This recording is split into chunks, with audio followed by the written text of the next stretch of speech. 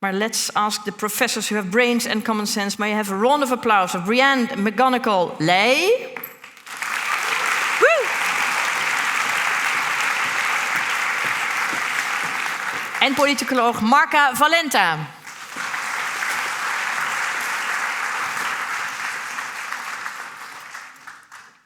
Welcome, the both of you, both born in the USA. So proud. Go. Go. USA. Yeah. Brianne, you are a professor of global justice at the Netherlands Institute of Human Rights, Faculty of Law, Economics, Governance, Utrecht. And you're specialized in victims' rights, accountability for gross human rights violation, transnational justice. And you just wrote a book, and it's called Transitional Justice in the United States of America, Justice for All. We can all buy this book. We're not going to talk about this book later, but can you in a few words explain what is transitional justice and what is that and what's the book about? Yeah, so transitional justice is a field of both practice and research that looks at how societies deal with past serious human rights violations or abuses of power. And I have been working in the field for over 20 years, but usually the typical context is post-conflict or post-authoritarianism. And more recently, the field has looked at more liberal democratic states like the Netherlands, Belgium, Canada, and now the US, and how, even though they're not transitioning necessarily, how have those societies dealt with very serious past human rights violations? Yeah. And so for the first time, I did a self-reflection on how my own country, my home country, has looked at these issues and how legally, I'm a legal scholar, how legally they have tried to deal with accountability, reparations, apologies, memorialization. Those are all the themes. Okay. Whoa. Markha Valenta, which doesn't sound very American. But you're from, you said backstage, from Czechoslovakia, ancestors? On my father's side, yeah. Yeah. So my mother's German-Jewish, my father's Czechoslovakian, and immigrants, so very American in that sense. Yeah. And so my father was born in Chicago, his parents were coal miners, cook, and my mother was born in New York, and they met each other in New Mexico. That's a good story. You are a university lecturer and researcher. You examine the influence of globalization and world politics on societies and democracies. Yeah, and especially what I really find interesting is looking at the relation between geopolitics and diversity politics. So in a lot of our countries, we're having a lot of debates about how should we deal with diversity, how should we deal with the fact that we have people with different religions, different cultural backgrounds, different identities. And a lot of those debates, we think about those very often within the context of a country, but actually you see that these are global developments. Exactly. And so that's what I try to understand. And it's really a hot issue now, eh? So you're really in the middle of your research. Is good. So here's my question to you both. Is the US becoming an autocratic state? It's getting closer and closer to that line, in my view. We have seen from January to now, an incredible and unprecedented erosion of liberal democratic norms. Yes. And honestly, each week, each day even, I wake up, I look at my phone, and I think, what is happening? There's something else that's getting worse and worse. So yeah, I think we're getting there. I've heard it called by another scholar at University of Amsterdam that we're moving towards a post-liberal environment in the US. Okay. Yeah. So that's a worry. Yeah. And Markha, what do you think? In what way every week there are examples, but can you give some examples which really destructing the democracy? Yeah, and I mean, well, I think it's complicated to say whether it's a destruction of democracy or whether it's a destruction of the rule of law. So in the United States, I think, if you think about, for example, the civil rights movement, if you think about the inequalities that are racial inequalities, religious inequalities, the US has actually a long history of using the law, using democracy to legitimate inequality. So democracy in the US always has been very contradictory. It's democracy for whom? Okay. What's happening now is that you're seeing it in a very, very explicit, performative, spectacular way, being used in a fashion that also gets attached to the desire and the wills of one particular person. Yes. So you have somebody like Donald Trump who has an immense lust for getting revenge, he has an immense need for loyalty, and he has an unquenchable thirst for power. And then he uses the tools at his disposal as a president in order to get those things. He pardons those who are loyal to him, like those who participated in the January 6th uprising. He uses political appointments in order to get revenge against corporations, against universities, against former FBI heads, against anybody that in any way has gotten in his way, and so forth and so forth. So he's using the tools of government, but in a fashion that is not in the interests of the United States, not in the interests of the American people, but in the interests of one man, and that is Donald Trump. So how is that possible, Brianne? Yeah, well, because one man, I mean, the Americans are not dumb or something. That who's laughing? No, I mean, yeah, I mean, if I hear some doubt in the room. Yeah, well, they're not all stupid. From an institutional perspective and a rule of law. So there's an absolute undermining of the rule of law. This is not something that has just started in January. It's not something that started in 2017 when he had his first term. This has been a longer erosion. I would say, arguably from Reagan onwards. I think the erosion of and the consolidation of more power in the executive, we've seen that happen over time. It's been amplified, it's been upscaled, it's been dramatic with Trump and the MAGA crew. Stephen Miller, we were talking about today, and others around him, implementing Project 2025, but there's been this slow erosion. So there's been a taking over of local governments, there's been a consolidation of, there's been the gerrymandering at the local level for elections across states, particularly southern states where I'm from. That has all been happening. Yeah. It also happened under democratic governments. Exactly. So Obama was a huge fan of using executive orders, which we've now seen amplified under Trump. But those actually increased under Obama, in part because he had a Republican Congress that he couldn't get anything passed through.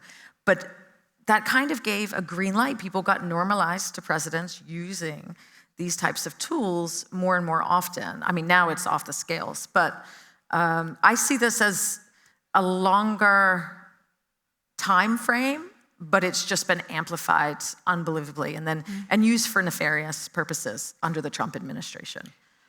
You said you're from the southern state. You're from Georgia, eh? Yeah. So, well, my favorite state. Yeah, I can imagine. I mean, you're there. Is there, when you raised there, you were raised there, when you in your childhood, did you see? How did you experience your childhood in a way, in a sort of political sense?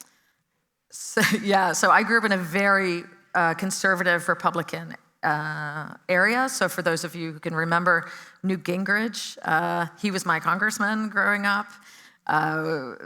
So super conservative area. But my family was split. So half are very conservative and half are more progressive. And and liberal, and I tended towards that side. And when I was 18, I thought I have to get out of Georgia, even though I loved the food and the people. And then I went up north to try to expand my horizons a bit, and I was curious about other parts of the country. And they're radically different. You know, going from Georgia to Boston, Massachusetts, which is what I did, just radically different ways of thinking. So it was a complete new world, which you only because you had this urge to get out of this. No, otherwise I credit my mom. Moms are great. Oh, okay. I credit my mom for that. Yeah. So, and Markha, what's your story that you went to here, and what kind of environment, and political environment, did you grow up? I mean, so my father followed politics somewhat, but wasn't sort of profoundly political. He was an independent. My mother was an artist, wasn't very political, but on her side, so she came from a big Jewish family, and like a lot of Jews in the United States, very democratic. Later on, I had a cousin who married a Republican. She found this very shameful and very embarrassing and wouldn't tell her friends, and it was a bit of an issue in the family. But I think for me, my political education really happened once I went to college. So I went to a small liberal arts college. I started learning about American history. I was queer, and it was a time when that was starting to be something that people were demonstrating about. So my politicization came through my involvement in activism for queer rights, and in a growing awareness of civil rights and of racial inequality and the importance of addressing those kinds of issues. I think there's one other thing, which is that in graduate school, I went to graduate school in Iowa, and there were two things. One is the people around me couldn't understand why I was doing that. And at the same time, once I was there, I ended up living on a family farm for a number of years, and I saw what was happening to that family farm. And so this was just as neoliberalization was happening, just as, so you saw this family farm just getting squeezed between the agribusinesses and the futures, and how very, very difficult that life was. And that in fact, neither Democrats nor Republicans cared a lot about what was happening to these people. Right. And my own experience of sort of people looking down on that also gave me a more felt sense of the resentment that people in the area feel towards people on the East and the West Coast who look down on them. Yes. So I myself ended up politically very different than sort of the Midwest mainstream, but I have a felt sense of where some of those resentments and senses of pain and anger are coming from. Yeah. And so I think that's very important too. Yeah. What even in the Netherlands can relate to, that because of the big agriculture, that the farmers are squeezed into systems. Yeah. And there are no winners, only the big companies. Yeah, I mean, like the farmers, they were so poor that the food dishes they were using were like plastic margarine containers. Like they didn't even have their own, ceramic set. So it was just grueling really poverty and working very, very hard. Yeah, yeah. Now, let me see, the midterm elections are coming up in 2026. Is there a chance that the Democrats will regain control of the Congress and that things will turn around? What do you think, Brianne, Markha? I hold out hope. Yeah, I'm holding on to any type of hope that I possibly can. I was saying any good news. I think we need to amplify. We've seen a few smaller elections. There was just one recently in Arizona. Also New York City. Like we're seeing some small wins where we're either flipping or seeing someone even more progressive coming in. And I think that's a good sign. But you can see the fear from the MAGA Republicans, and they're doing everything they can and have already had this in their heads. So when you see the redistricting that's going on in Texas, but also elsewhere, they are trying to consolidate their power base. through what is known as gerrymandering. And this has been going on for decades, but it's, again, it's been ramped up under the MAGAs. Markha? Yeah, we'll see. It's the big question. So just for people who don't really follow U.S. politics, it's very common that in the midterm elections, so halfway between presidential elections, that it is the party that is not the president's political party, that is the party that makes a lot of gains in the midterms. So if it was a normal year, right, the Democrats would have a very good chance, for example, for retaking the House, where right now the Republicans have a small majority. But like you were saying, right, so the Republicans are doing a lot, much more than in other years and other types of things than in other years in order to make sure that doesn't happen. You also right now have a base of Republicans that is very strongly behind Donald Trump. So if you look at the support for Trump and the anti-Trump, those numbers have been consistent for months and months. Roughly 44% of Americans, these are very rough, they go up and down in different ways, but 44% of Americans approve of Trump, 53% disapprove of Trump. Okay. So those are quite close, and that 44, it has been quite consistent. There have been some dips, but it's pretty much stable. So if it stays stable, so there's a couple things that are pushing against it. So in terms of economic approval, Trump, there's a lot of disapproval of how Donald Trump is handling the economy. So if, for example... Exactly, this also... Yeah. But people are positive overall, much more positive Why? in terms of what he's doing with migration, for example. And you also have just that there's a very strong, say, ideological. You have a lot of people who are not following very closely what's going on. But if they are watching Fox News, are in a particular, say, news bubble, all the people around them are also sort of, are pro-Trump. And then what they have a feeling of, what I hear a lot, is just that people have a feeling like, okay, now something is getting done. Yeah. And so all of that, so the fact that a lot of it is violating the law and is abusing offices and doing all sorts of things that structurally undermine the Constitution and the rule of law. He does something. Yeah. But they're not really following those details, but there's a sense like, okay, under Biden, nothing was happening. We have a leader and he's, Now we have somebody who's fighting for us, who's there for us, who's America getting first. stuff done. Yeah. He's powerful, he's solving wars. Hasn't he solved seven wars? Right? Yeah. Doesn't he deserve the Nobel Peace Prize? Yeah. So, so there's this feeling of here's a guy who represents us, who's there for us, and he's getting stuff done. And that still works, although everything is declining. And why are you want to... Yeah, I just wanted to add to that two things. The disinformation that he's also putting out there. Yeah. So unless you are really actively looking for clear, sound information on the lies, you will hear only the good stuff. And I was explaining to someone, if you've never been to the US, it is shocking. I just went back in May, and I had forgotten how much Fox News is everywhere.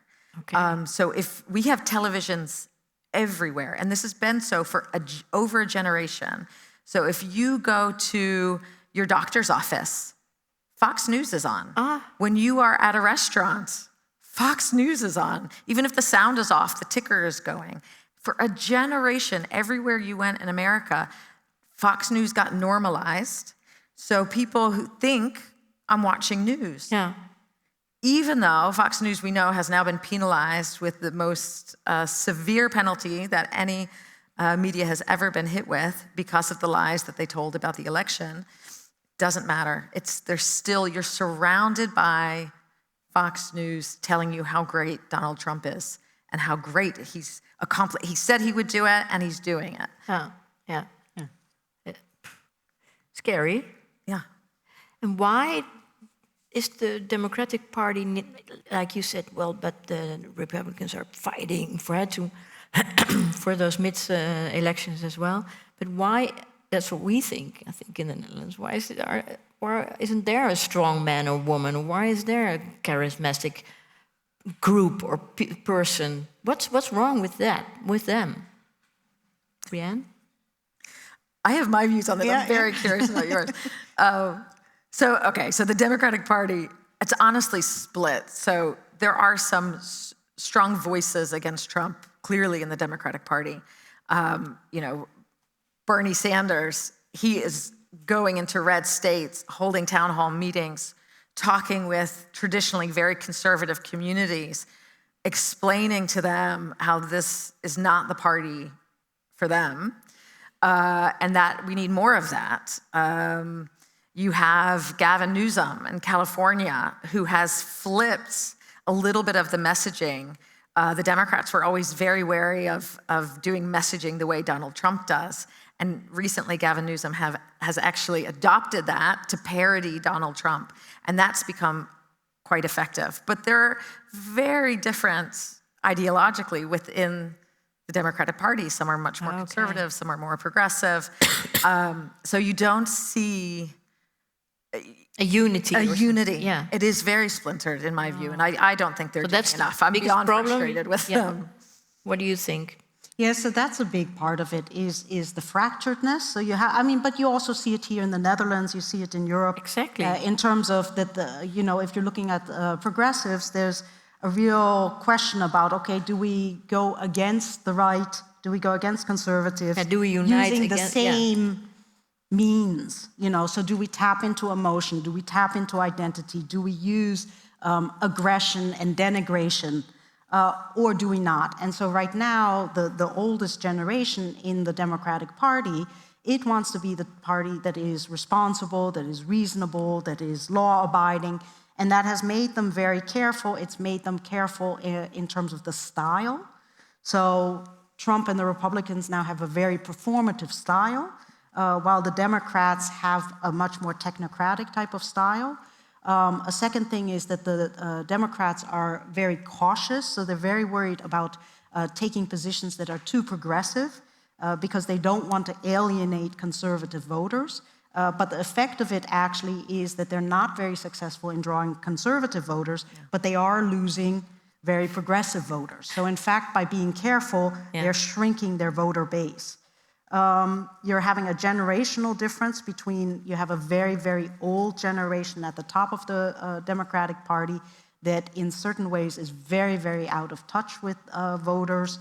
You have young ones coming in.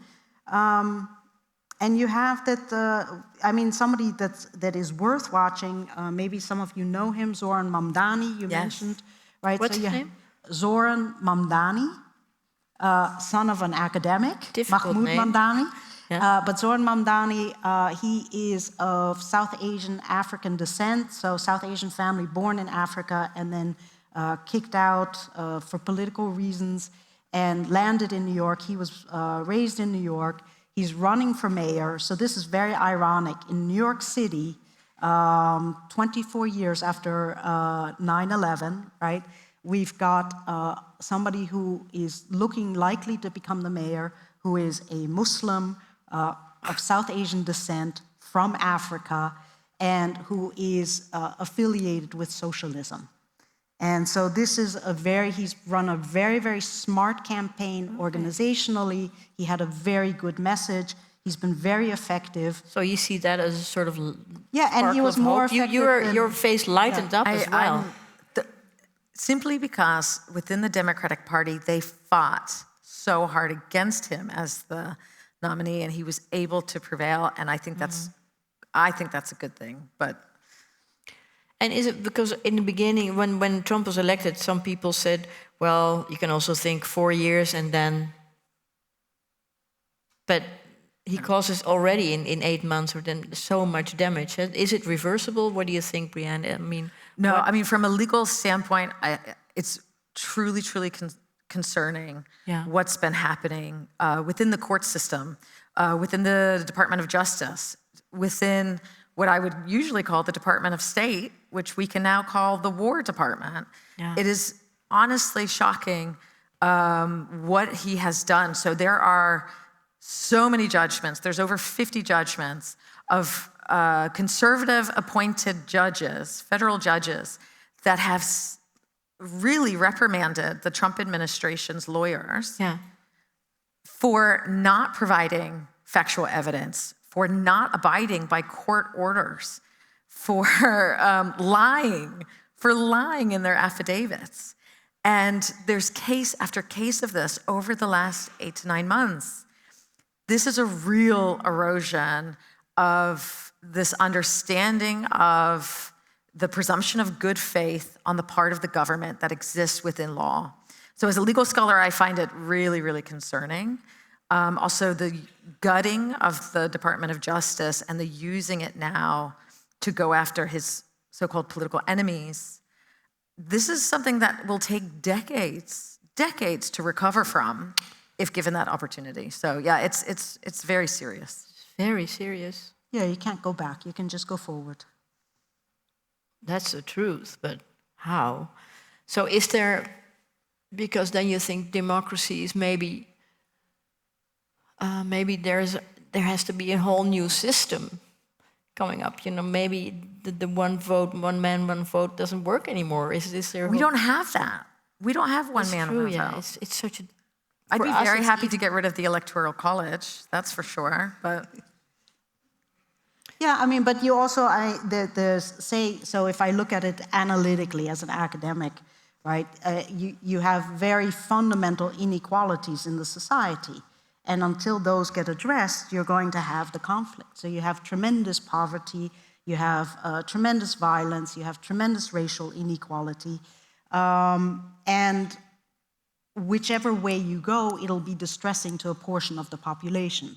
Yeah. So when you have African Americans getting more rights, when you have Native Americans getting more rights, when you have queer and trans getting more rights, one portion of America feels very viscerally in their gut, like they are losing. They're losing America, they are losing their status, they are losing their access to government, and they don't want that. No. And at the same time as they, regain power in America, like is happening now, then it is at the expense of those minorities. And that's been an issue in America from the very, very beginning. And I don't think it's going to go away. Oh. But from that perspective, as one of the minorities, and as somebody that wants a society that creates safety for minorities, it's very clear which side I want to have get their act together. Yeah. And figure out, how are they going to come with a message that is going to unify people. And they don't have it because they are right now beholden to corporate monies. That's a very, very big issue, is that all of the members of the Senate, regardless of whether they're Democrat or Republican, are millionaires. They depend on corporations and very, very rich individuals to fund their political campaigns. By definition, what that means is that they make laws that are in the interests of that big money. And it doesn't matter what political party you are, which then has alienated people. And one portion of those who are alienated vote Trump, and another portion of those who are alienated vote Mamdani. I see a dark scenario. Yeah, a lot of Americans do. If you Google, right, they think a good portion, I forget what now, if it's half of people are thinking about civil war. Yeah, but final question, because everything what happens in America comes to here. It's already, we can recognize a lot of things, what's happening there and global. So, Brianne, final words. What do we have to do? We have elections coming up. Which I don't get to vote in. I was lamenting. You mean the Dutch fact. elections or American midterms? Dutch. Oh, the Dutch elections. Yeah, which I don't get to vote Dutch in. elections. I do get to vote in the Americans. No, because you see the tendency is also going on here, and immigration and two genders and things like that. Yeah, but I hold out. I'm deep in my core because of America, and I'm also a positivist. So I hold out hope for strong institutions within the Netherlands. I think events like these, I think, there is a more coalition-building system here in the Netherlands. There is a strong judicial system here in the Netherlands, a strong sense of rule of law. I just came from a big event at the Media Park in Hilversum, where media outlets are thinking about how can we actually ensure trust with the new generations. Those conversations are happening. And if I look around, we spoke briefly, if you look at what's happened in Brazil just recently, where they hold their leaders accountable for attempted coups, we also have to learn from that, whether it's in the US or whether it's here in the Netherlands, of being able to hold leaders accountable and standing by our democratic norms and legal norms that exist. Okay. I have something a little more sappy, which is just, I really, really believe in the power of people talking to each other. And we often find ways to avoid difficult conversations, right? So most recently, Palestine, Israel, Gaza, if those are things that tear apart families, the same as issues of migration, issues of racism, all of those issues of economic inequality, and we have people in our circles, we have people in our families that think differently, and if we can figure out how to talk with each other, it holds the society together. Yeah. And in the US, that's really how gay rights changed, was that people figured out that they had uncles and cousins and neighbors and friends that were gay. And as soon as they started figuring it out, then those become real people instead of just enemies. And you get transformation. And so I really, in the end, that's what I think it is just people. It's the power of people talking to each other and not those high levels and those politicians. They have to learn from us. Let's hope that the Americans only manage to keep talking and be smart. And thank you so much, Brianne and Markha.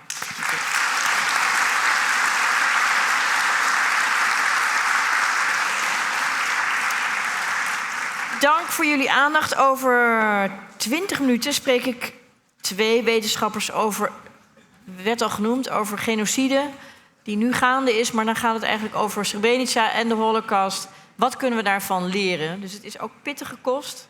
Maar, en dat is dan in het Nederlands.